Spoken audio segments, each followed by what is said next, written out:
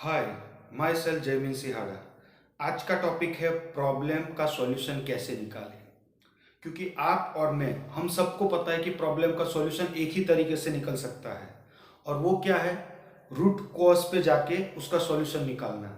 एक प्रॉब्लम का सॉल्यूशन होता है कि ऊपर ऊपर से ले लेना, मतलब कि लाइफ में कोई प्रॉब्लम आई, अब मुझे उसके डेप्थ में नहीं जाना है, किसी और से पूछ लिया, उसने जो बोला उस हिसाब से कर लिया और वो प्रॉब्लम सॉल्व हो गई। लेकिन जो लाइफ के हर एक डिसीजन है, जो बड़े बड़े डिसीजन है, जो छोटे छोटे डिसीजन है, वो हर कोई डिसीजन हम किसी से और से पूछ के, किसी और के भरोसे पे हर बार नहीं चल सकते। हमको खुद वो समझना पड़ेगा कि प्रॉब्लम का सॉल्यूशन निकाला कैसे जाए। अगर किसी से हेल्प मांगते भी है तो उसने जो सजेशंस दिए हैं या उसने जो मदद की है, प्रॉब्लम का आंसर हमको ढूंढने में, उसको भी हमें अच्छे से एनालाइज करना होगा। अब वो कैसे होगा, वो हमको समझना पड़ेगा। तो वो ही समझने की कोशिश करेंगे कि किसी भी प्रॉब्लम को समझा कैसे जाए, उसका रूट कॉज एनालिसिस कैसे करते हैं। क्योंकि सबको पता है कि प्रॉब्लम का रूट कॉज एनालिसिस करना मतलब कि गो टू दी बेसिक्स, मतलब कि उसका जो बेसिक्स है, जो फंडामेंटल है, वहां तक पहुंच के समझना। अब वहां तक पहुंचा कैसे जाए? जो रूट कॉज एनालिसिस है, बेसिक्स है, वहां तक पहुंचा कैसे जाए? तो कोई भी बोलेगा प्रॉब्लम को एनालाइज करके। अब प्रॉब्लम को एनालाइज करना मतलब क्या होता है? डिफ्रेंशिएशन करना, तफावत करना आना चाहिए दोनों चीजों के बारे में। मान लो एक है बाल और एक है चश्मा, अब दोनों में डिफरेंस क्या है? तो आप जो दिखेगा उसके हिसाब से बोल दोगे। कुछ थ्योरेटिकली पता होगा आपको, ये मटेरियल इससे बना, इससे इससे उस वर्ड से बना है, वो भी बोल देगा। कोई बायोलॉजिकल होगा तो बोल देगा ये किससे बना है, ये किससे बना है, उसकी प्रॉपर्टी क्या अलग अलग है। तो ऐसे डिफ्रेंशिएशन करना पड़ेगा। तो हम किसी भी प्रॉब्लम में ये डिफ्रेंशिएशन कर पाते हैं। जो लाइफ में प्रैक्टिकली जो हमको हर दिन लेने होते हैं, उसमें ऐसे डिफ्रेंशिएशन कर पाते हैं हर बार। डेप्थ में जाके नहीं कर पाते हैं। इवन इफ वी ट्राइड कि रात को बैठ के कहीं 20 मिनट के लिए इस प्रॉब्लम को लेके मतलब शांति से बैठ के उसका सॉल्यूशन क्या, कैसे निकल सकता है, वो प्रॉब्लम को कैसे सॉल्व किया जा सकता है, क्या हम बैठ पाते हैं? नहीं बैठ पाते। वो क्यों नहीं बैठ पाते हैं? क्योंकि ये डिफ्रेंशिएशन करना आता नहीं है। अब आता तो है एक्चुअली में, जो आपको पता है उसके बारे में मैं पूछूंगा तो आपको पता है। समर और विंटर का डिफरेंशिएशन आपको पता है। तो एक प्रॉब्लम की डेप्थ में जाना मतलब कि उसके डिफरेंशिएशन करना, उसकी जड़ तक जाना मतलब क्या हुआ, उसको अलग अलग हिस्सों में समझना। वो क्यों नहीं होता है? उसकी एक सबसे बड़ी वजह है आई नो एवरीथिंग। सुनने में बहुत छोटी प्रॉब्लम लगेगी हमको और आपको, लेकिन ये बहुत बड़ी प्रॉब्लम है हम सबके लिए, कि मुझे सब पता है। अब एक्चुअली में हमको कुछ भी पता नहीं होता है, लेकिन हमको खुद भी नहीं पता होता है कि मुझे नहीं पता है। हमको क्या लगता है? हमको सब पता है। अब इस भ्रम से निकलना पड़ेगा। अगर प्रॉब्लम की डेप्थ में जाना है तो मुझे उस भ्रम से निकलना पड़ेगा जहां पे मुझे ये लगता है, या उस सपने में मुझे, या उस भ्रम में मुझे लगता है कि मुझे सब कुछ पता है। अब किसी को भी ऐसा क्यों लगता है कि मुझे सब कुछ पता है? मैं प्रॉब्लम सॉल्व करने बैठा हूं, मुझे पता है ना कुछ नहीं पता है। तो फिर ऐसा क्यों हो जाता है कि मुझे ना पता होते हुए भी मैं ऐसा ही सोचता हूं कि मुझे सब पता है? या फिर मेरे एक्शन ऐसे होते हैं कि जहां मुझे लगता है कि मुझे सब पता है। क्यों? उसका एक ही है सॉल्यूशन। या फिर मान लो वो ऐसा क्यों होता है? ऐसा इसलिए होता है शायद क्योंकि हमको हमारी अज्ञानताओं का ज्ञान नहीं होता। We are ignorant of our ignorance. हमको खुद की अज्ञानताओं का ही ज्ञान नहीं है। तो अब सवाल ये उठेगा कि खुद की अज्ञानताओं का ज्ञान कैसे ले? क्योंकि खुद की अज्ञानताओं का ज्ञान होना ही तो कुछ जानने के लिए मदद करेगा। आपको मान लो कुछ जानने की इच्छा कब होगी? जब पता होगा कि कुछ नहीं पता है। तो अब अज्ञानता का ज्ञान कहां से होगा? सोचो, एक छोटा बच्चा है, उसको कुछ भी नया कैसे पता चलता है? कुछ ना कुछ देख करके। मतलब कि बाहर के वर्ल्ड से इंटरेक्शन से, फाइव सेंसेस के थ्रू जो इंफॉर्मेशन ब्रेन तक पहुंच रही है, उससे माइंड है, वो माइंड में प्रोसेसिंग होती है, उसकी वजह से वो जान पाता है चीज़ों को। लैंग्वेज है, साइन लैंग्वेज है, उसकी वजह से वो बेटर ऑर्गेनाइज करता है चीज़ों को, जो भी फाइव सेंसेस के थ्रू जो भी इंफॉर्मेशन आ रही है उसको। मतलब कि जो बाहर है उसकी वजह से वो कर पाता है। तो क्या दो चीज़ निकल के आई, एक तो ऑब्जर्वेशन, ऑब्जर्वेशन मतलब कि देखना, सुनना, टच करना, सांस लेना, टेस्ट, यही तो चीजें हैं फाइव सेंसेस जिसके थ्रू हम आउटर वर्ल्ड के साथ इंटरेक्ट होते हैं। हमारी डे टू डे प्रॉब्लम कहाँ से शुरू और कहाँ पे खत्म होती है?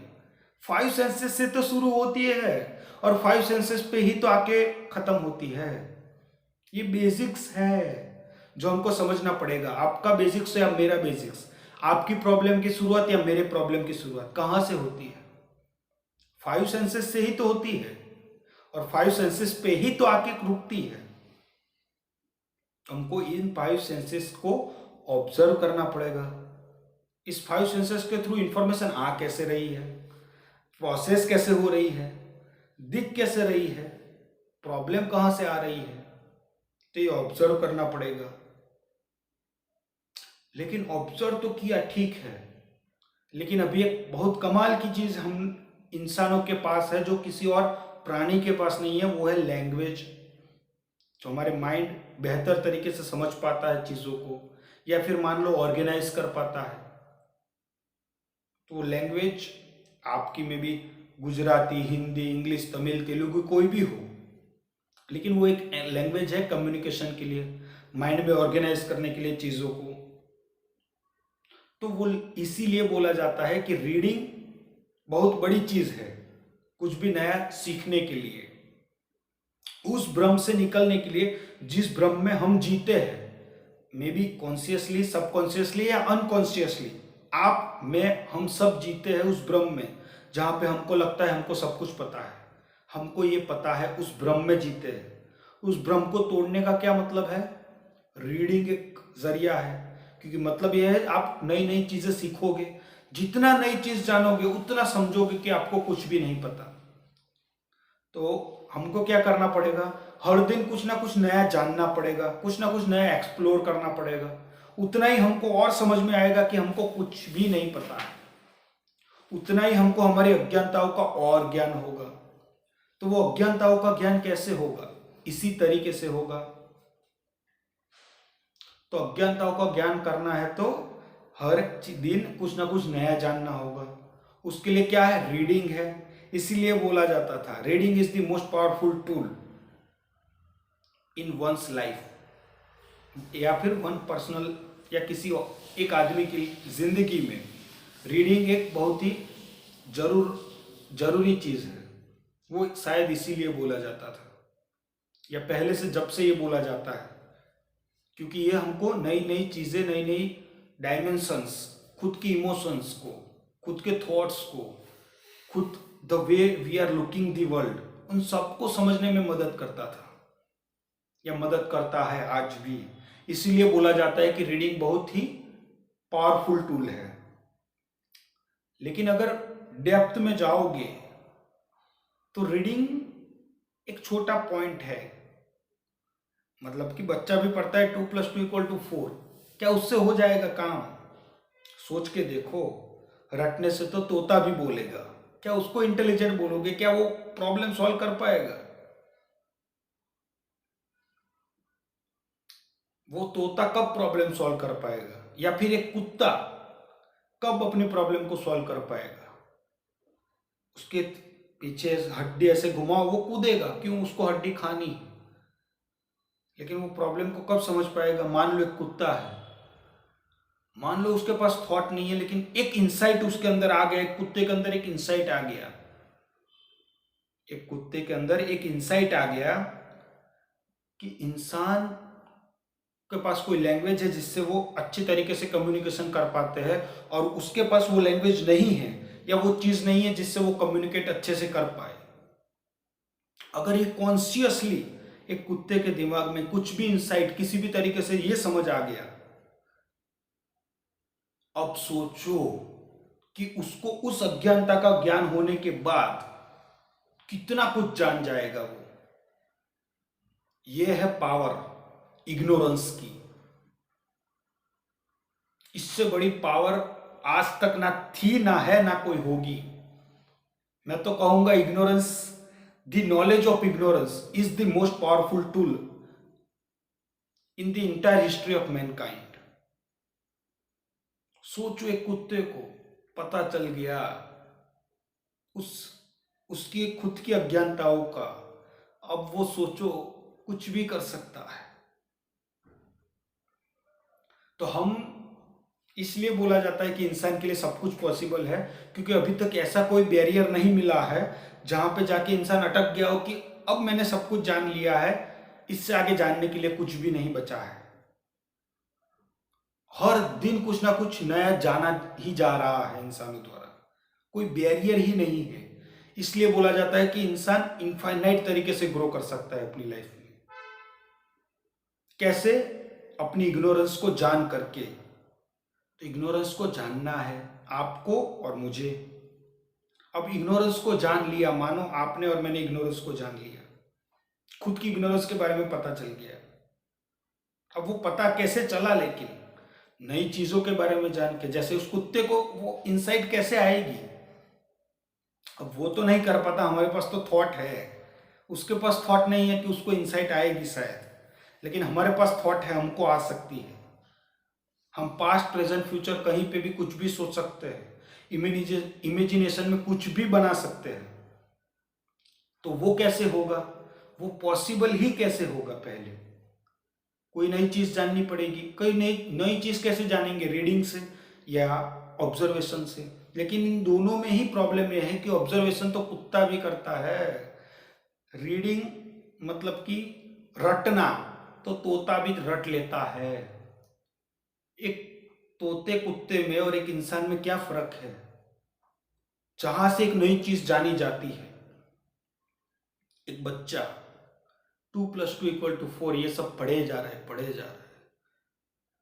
जब उसको एक क्वेश्चन होता है 2+2=4 क्यों है, minus into minus equal two plus क्यों है, कैसे कोई डेप्थ में होके और डेप्थ में होकर प्लस हो जाता है? कैसे कैसे मैथ्स में पॉसिबल है? कैसे फिजिकल रियलिटी को दर्शाया जा रहा है मैथ्स के द्वारा कि minus into minus equal two plus? क्यों 0/0 नहीं किया जा सकता है? क्यों उससे इनफाइनाइट ही मिलता है? कैसे ये प्रैक्टिकली भी पॉसिबल है? या प्रैक्टिकली इसको कैसे समझा जाए फिजिकल वर्ल्ड में? कैसे इसको मैथ्स की लैंग्वेज में समझा जाए? कैसे कभी कोई रूट कोस -1 का रूट कोस सोच भी सकता है? कैसे ये सब होता है? हायर ट्रिग्नोमेट्री कैसे पॉसिबल है? क्या काम लगती है? वो सब कहां से आता है? क्यों से आया है? क्यों ऐसा ही क्यों? मतलब कि क्वेश्चनिंग। क्यों? ऑब्जर्वेशन जो भी करते हो उसके ऊपर ऐसा ही क्यों? जो भी पढ़ रहे हो ऐसा ही क्यों?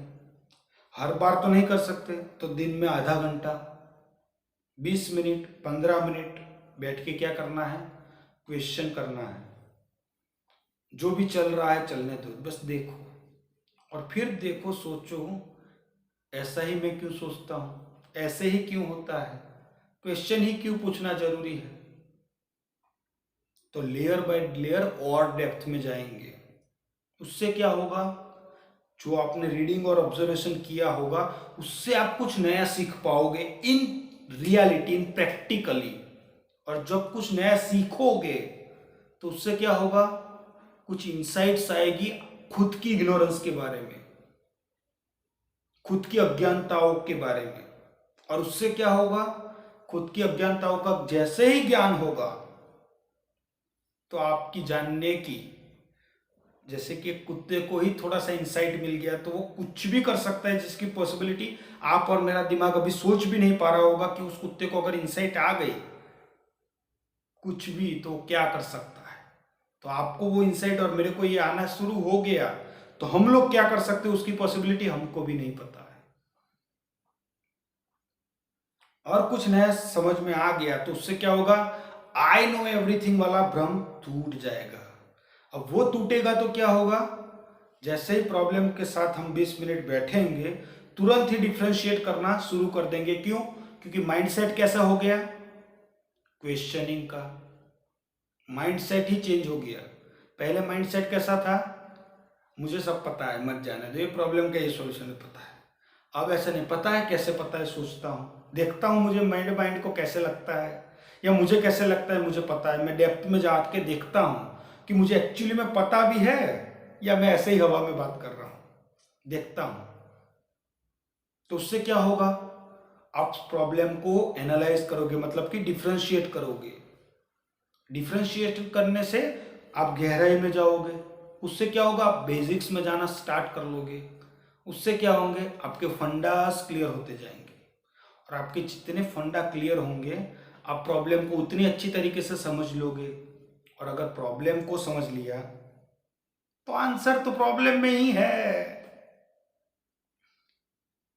बिना आंसर का प्रॉब्लम हो ही नहीं सकता। और आंसर को समझ लिया तो सॉरी, अगर आपने क्वेश्चन को समझ लिया तो वो समझने को ही तो आंसर बोलते हो। मे बी आप एग्जाम में हो तो आपको पता नहीं है ओके ओके ऐसे था, लेकिन इसका इक्वेशन भूल गया हूं। रियल लाइफ में अगर प्रॉब्लम को समझ लिया, ठीक है, एक इक्वेशन ही तो ढूंढना है, गूगल पे डालो, इक्वेशन निकाल लो, ये इक्वेशन था और सॉल्व कर लो। एग्जाम में थोड़ी बैठे हो, रियल लाइफ में हो। बस आपको पता होना चाहिए कहाँ क्या ढूंढना है। प्रॉब्लम को जैसे ही जाना, एक बार समझ लिया क्या करना है, अब हजारों ऑप्शन ओपन है। नॉलेज का वर्ल्ड है, आप गूगल पे जाओ, सब चीज सर्च करो, मिल जाएगी, प्रॉब्लम सॉल्व हो गया। अब आपके धीरे इससे होगा क्या, फंडा क्लियर होना स्टार्ट हो जाएगा। और जैसे फंडे जो है वो क्लियर हो जाएंगे तो उसके ऊपर कितनी भी इमारत बनाओ वो टिकी रहेगी, क्योंकि आपका फाउंडेशन मजबूत हो चुका है और दिन बर दिन होता ही जा रहा है। तो इसको प्रैक्टिस करना पड़ेगा इन द राइट डायरेक्शन, तभी कुछ बदल सकता है। अब मुझे नहीं पता कल का टॉपिक क्या होगा, लेकिन तब तक के लिए बाय।